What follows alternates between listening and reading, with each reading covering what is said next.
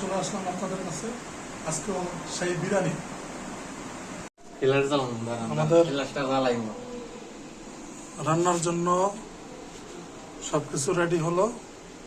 এখানে তো আলুর স্বল্পতা, চাল, টমেটো, গাজর, আদা রসুন বাটা, আলু ভাজা, কেটে রাখা মাংস, ধুয়ে রাখা,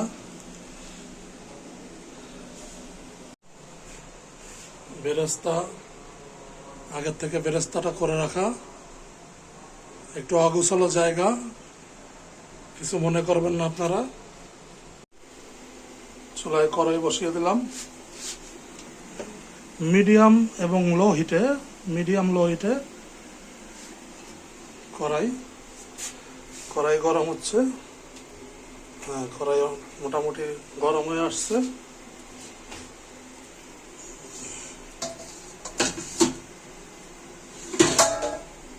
এখন আমরা কেটে রাখা সেই ধোয়া মাংসটা দিয়ে দিলাম।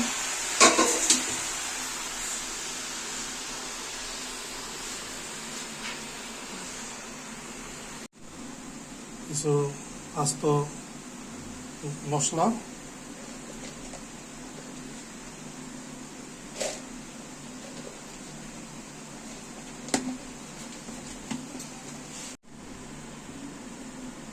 এক টেবিল স্পুন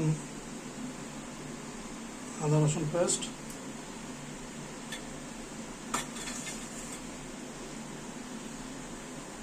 টমেটো দিয়ে দিলাম,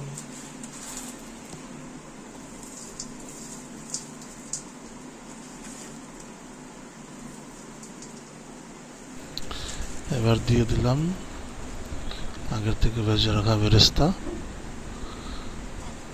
তারপরে সেই বেরেস্তা করেছিলাম যে তেলে, সেই তেল দিয়ে দিলাম। বেরেস্তা ভাজা তেলে মাংস কষালে তাতে অনেক সুন্দর একটা স্মেল এবং স্বাদটাও সুন্দর আসে। এখন দেওয়া হলো, কড়াইটা আস্তে করে নাড়াচাড়া করব। স্বাদ মতন দিয়ে দিলাম লবণ। এরপরে আমরা মাংসটাকে আস্তে করে একটু নাড়াচাড়া করব।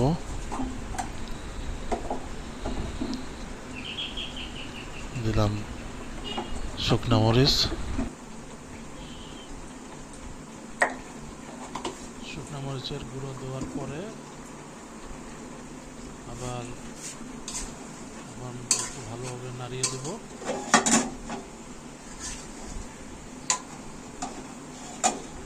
নাড়িয়ে দিতে দিতে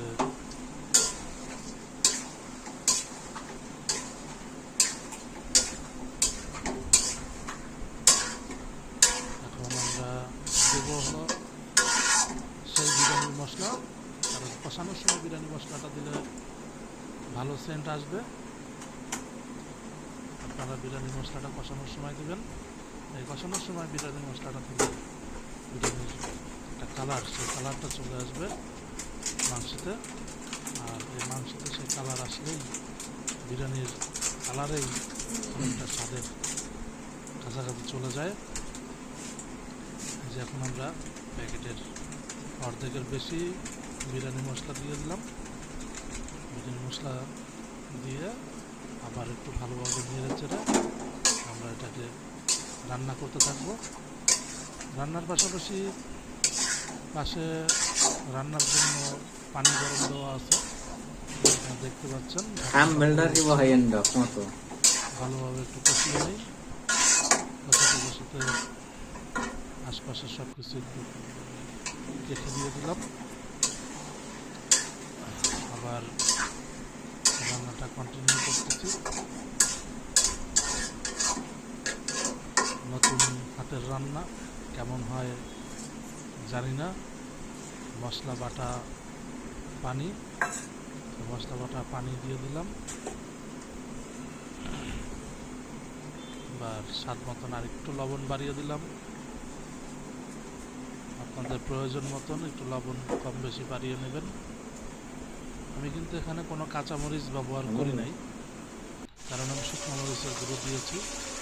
দেখুন কালারটা কত সুন্দর একটা স্পাইসি কালার চলে আসছে।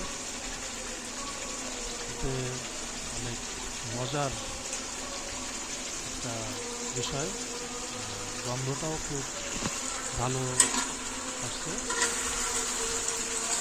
বিরিয়ানি সেই সেন্ট এখনই মুখে পানি চলে আসছে। নেড়ে চেড়ে দিই, পানিটা টেনে গেছে, মাংস কষানো হয়ে গেছে ভালো করে। এবার আমরা ভাত রান্না করব। সেই বিরিয়ানির চাল, সে পোলার চাল আগে থেকে ধুয়ে রেখেছিলাম, হাঁড়ি গরম করতে দিয়েছি, হাঁড়ি গরম হয়ে গেছে। এরপর আমরা সেই বেরেস্তার তেল দিব। বেরেস্তার তেল দেওয়ার আগে একটু জালটা একটু কমিয়ে নেই। বেরেস্তার তেল দিলে আসলে পেঁয়াজ ভাজা তেলের সেন্টটাই আলাদা, সেই সেন্টটা খুবই ভালো, ফ্লেভারটা খুব সুন্দর আছে। দেওয়ার নিজে একটু রান্না করতেছি, আপনাদেরও বলতেছি।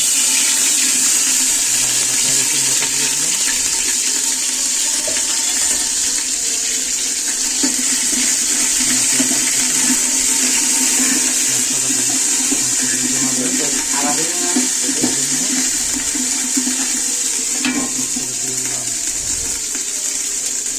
ধুয়ে রাখা পানি ঝরানো পোলার চাল, 1 কেজি পরিমাণ পোলার চাল আছে এখানে।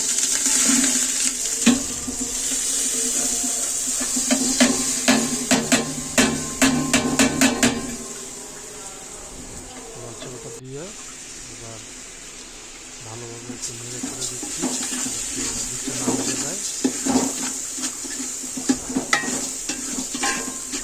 দিয়ে দেবো পানি, গরম পানি পরিমাণ মতন, গরম পানি দিয়ে দিলাম।